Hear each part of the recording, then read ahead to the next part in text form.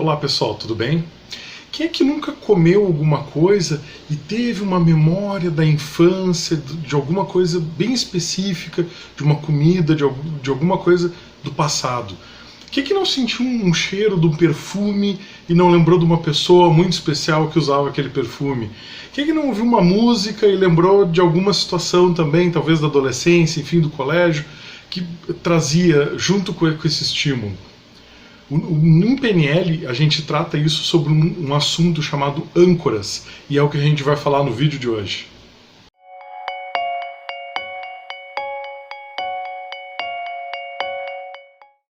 Então vamos começar definindo o que são âncoras, e a partir daí acho que a gente consegue entender melhor como é que isso funciona.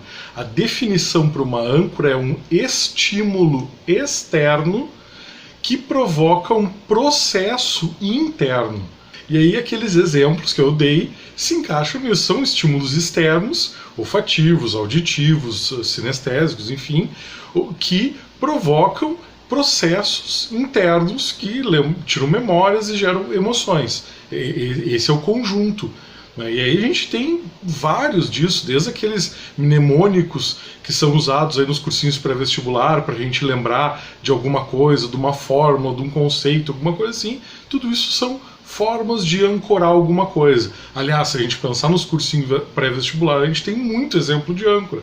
Os professores dão uma aula que é um show. Aquele show visa emocionar. Quando tu emociona, tu começa a criar um condicionamento com o que está sendo visto ali.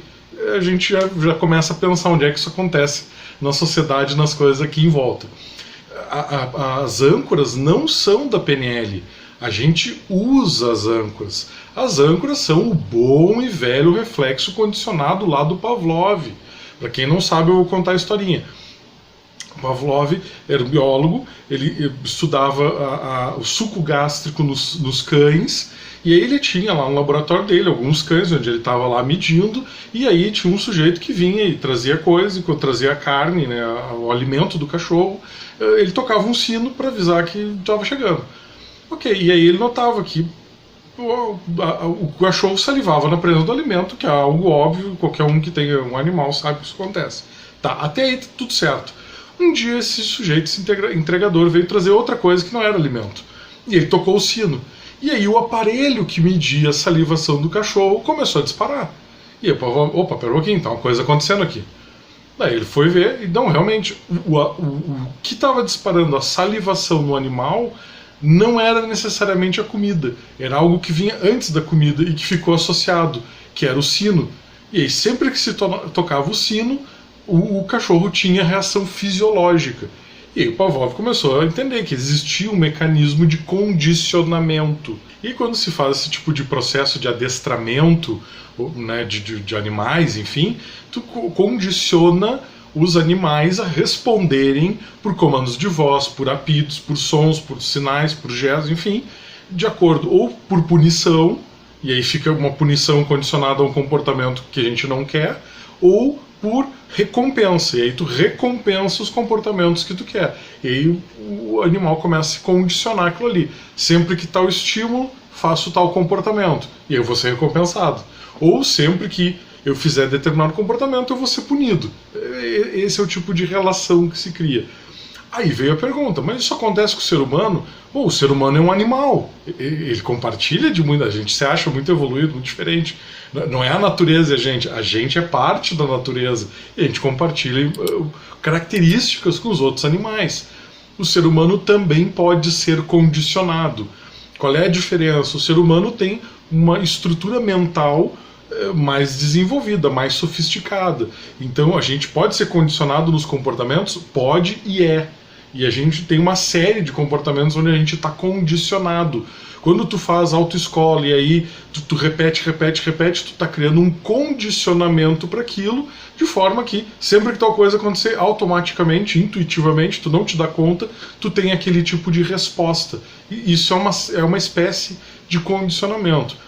Mas é um condicionamento muito primitivo, é um condicionamento muito pobre para um ser humano.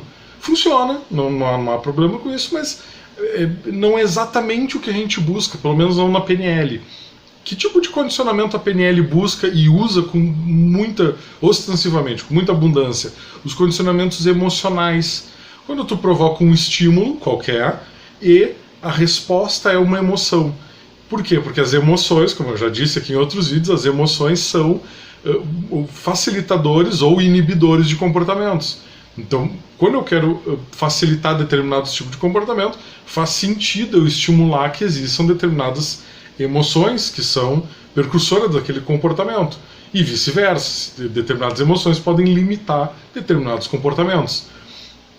E as âncoras dos seres humanos também são visuais, também são auditivas, também são sinestésicas, por toques, por cheiros, por gostos. A gente consegue lidar e fazer esse tipo de associação também. E essas âncoras, elas acontecem o tempo todo. Quando eu estou falando aqui, alguns gestos, algumas palavras podem gerar ou podem criar associações em quem está vendo esse vídeo que talvez eu nem saiba. Elas acontecem de forma espontânea. A gente tem professores, a gente tem amigos, a gente tem familiares que nos instalam âncoras e a gente nem sabe que isso está acontecendo. E a recíproca é verdadeira. A gente, no contato com as pessoas, a gente acaba instalando determinadas âncoras que a gente nem se dá conta. Bom, então quando que eu posso usar a âncora? Ao contrário de que muitas pessoas dizem, a âncora não é a solução, não é um milagre da natureza, não é uma coisa assim extraordinária no sentido de mudar a tua vida. Ela é um apoio. A utilização da âncora pela PNL é um apoio na qual algo pode ser feito. Vou te dar um exemplo. Quando a gente lida com alguém que tem uma reação muito intensa, emocional, do tipo fobia, do tipo trauma, sabe? Aquelas reações centrípetas que sugam a pessoa para o buraco. É inteligente a gente trabalhar com algumas âncoras que estabilizem aquilo ali para que a gente possa, pelo menos, ter uma ideia do que está acontecendo dentro da cabeça da pessoa. E de novo, essas âncoras não resolvem o problema, não tiram ela do buraco, elas criam uma mínima estabilidade para que a gente possa fazer algo. Vou dar um exemplo mais prático, talvez. O sujeito tem muito nervosismo para fazer uma avaliação, uma prova, vestibular, autoescola, o que for. Bom, o ideal seria a gente investigar, descobrir o porquê do nervosismo, como é que é o mecanismo de ativação, desativar os gatilhos, enfim. Mas daqui um pouco a pessoa não tem tempo, enfim, sei lá. Ok, ela pode instalar, ela pode se colocar, criar em si mesma uma âncora de calma, ou uma âncora de tranquilidade, ou uma âncora de autoconfiança, ou uma âncora que empilhe os três estados, que mescle os três estados. E no momento da prova, quando ela começar a sentir aquele desconforto, ela dispara a âncora. Aquela âncora vai estabilizar ela, vai tentar mesclar aquele desconforto com o que foi ancorado. Aí a gente depende de ter uma âncora bem feita. E aquilo vai dar uma certa estabilidade para que ela possa agir. E, eventualmente isso vai ser suficiente, vai resolver o problema, pelo menos momentaneamente, para aquela situação, ou talvez não seja o suficiente. Aí depende, cada ser humano é um ser humano. Mas esse é um exemplo. Um processo de mudança, ele normalmente instala âncoras que serão ativadas no futuro. Por quê? Porque a gente tem um processo que ele está todo amarrado. Ele modifica o inconsciente da pessoa para provocar novas reações, melhores reações, estados emocionais mais possibilitadores e já ancora esses estados para quando a pessoa estiver na situação desafiadora, a mente, o corpo, enfim, reagir como a pessoa gostaria. Eu friso aqui que a gente não deve tratar a âncora como a bala de prata, como a coisa mais poderosa da galáxia. Ela não é. Ela é poderosa? Sim, ela é poderosa. Ela resolve o problema? Definitivamente não. Ela ajuda a resolver o problema. Ela estabiliza para que possa ser trabalhado. Então, como que eu crio uma âncora? Como é que a gente instala uma âncora? Por associação. Imagina, e aqui tu tem que ser específico, não é genérico, não é uma tese, não é sempre que, não, é uma situação que teve um dia, que teve uma coisa específica, onde tu teve o estado emocional que tu queria. Eu vou dar um exemplo prático, mas pode se aplicar para qualquer um. Por exemplo, eu fico muito, mas muito em paz quando eu estou em contato com água corrente, rio ou mar. Para mim, eu pessoalmente, eu entro num estado de calma que tem uma ponta de felicidade, mas a calma, a tranquilidade é imensa. E aí eu tenho duas coisas que são muito intensas na experiência. Eu tenho o som da água, que pode ser até uma fonte, aquelas fontezinhas que a gente tem em casa, me serve também, me acalma. E eu tenho a imagem da água, aqueles reflexos, sabe? Quando a água se mexe que tem um reflexo, esse reflexo. Eu tenho esses dois sinais são muito fortes para mim, são muito motivadores para mim para eu entrar nesse estado. Ok, tu pode, talvez não seja a calma que tu queira, seja felicidade, seja autoconfiança, seja outra coisa, tu precisa lembrar de uma situação específica. Tu deve ter milhares delas, mas uma delas onde tu teve disponível essa emoção. Eu tenho várias situações, por exemplo, vou pegar do final de semana que eu estava num rio, na beira do rio, e estava com os pés na água, e aí tinha todo o cenário montado para mim. Bom, eu tenho que identificar como que eu sei que eu estou nesse estado. Normalmente, e o melhor balizador é uma emoção. Né? Tu sente frio, tu sente calor, tu tem algo que se expande, ou que contrai, ou que se mexe, ou que gira, ou que, enfim. Né? A imagem, qual é as características de imagem que são importantes, qual é os sons que são importantes, eu tenho que entrar como se estivesse vivendo aquela situação de novo agora. E aí eu noto isso, e quando isso estiver muito intenso, eu escolho um estímulo. É bom já ter escolhido antes. Qual é o estímulo que pode ser? Pode ser qualquer coisa. O ideal seria que seja um estímulo inusitado, ou seja, algo que não acontece todo dia. Por exemplo, o que seria o estímulo? Bater palma. É um estímulo válido? É um estímulo válido. Pode acontecer aleatoriamente fora do teu controle.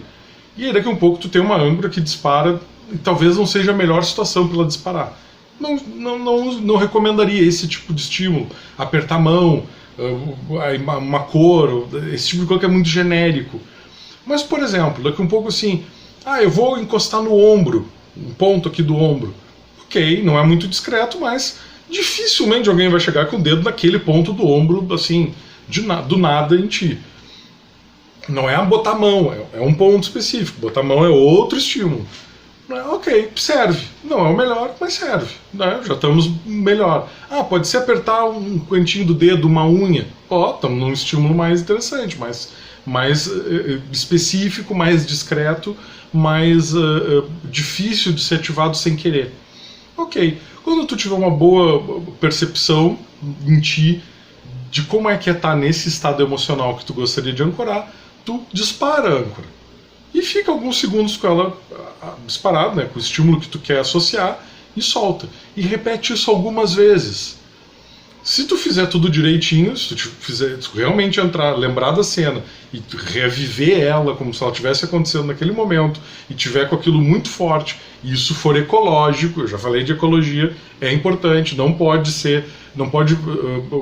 colidir com ganho secundário, e aí tu vai ter uma associação.